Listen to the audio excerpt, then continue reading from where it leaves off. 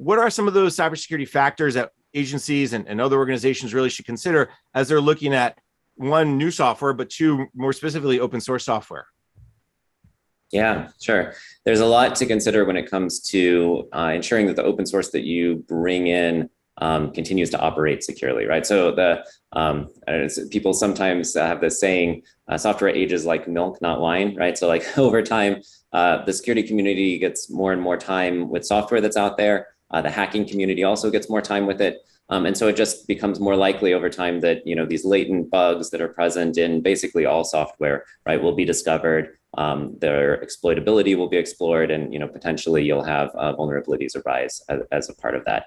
There's really, I view it as there's sort of two classes of vulnerability that you have to deal with. There's sort of the old style, like there's just some mistake that was made in the software. And then there's this newer emerging threat of intentionally introducing vulnerabilities, malicious commits. Protestware is another category, software developers trying to make a statement by putting, sort of functionality in the package that's not related to, its main goals.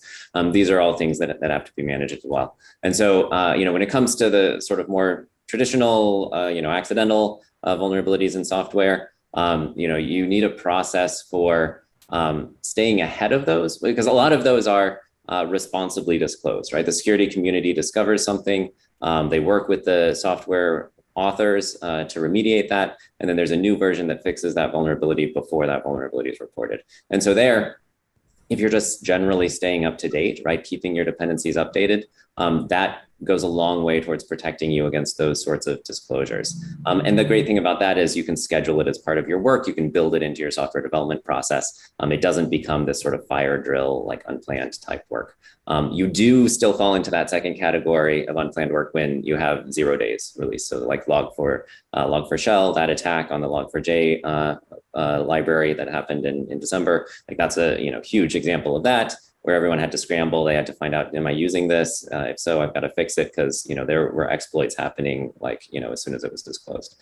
And so again, like tooling is very important there. Like in particular, having a good inventory is important, like knowing what you're using. So, it can be remarkably difficult just to know what you're using when you're operating, at the level of scale that, the government does, that larger companies do, and so forth. And then for the new style attacks, things like, malicious commits, protestware, that's sort of the most challenging. I'd say that's where, the innovation is happening in the industry right now.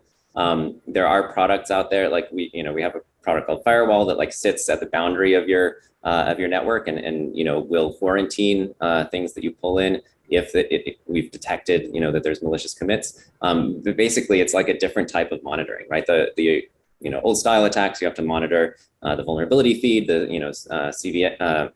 the vulnerability reports, and for these new style attacks, you really need to be monitoring commits to the repository. You need to be sort of assessing the trustworthiness of these development teams and their development process and their vetting of contributors. And there's some great community efforts going on to try and improve the situation there. Things like the OpenSSF committee, which is bringing together tooling and best practices to try to just generally increase the trustworthiness of these critical open source projects. So, as you said, there's a big landscape to consider. There's a lot in play when it comes to security of open source.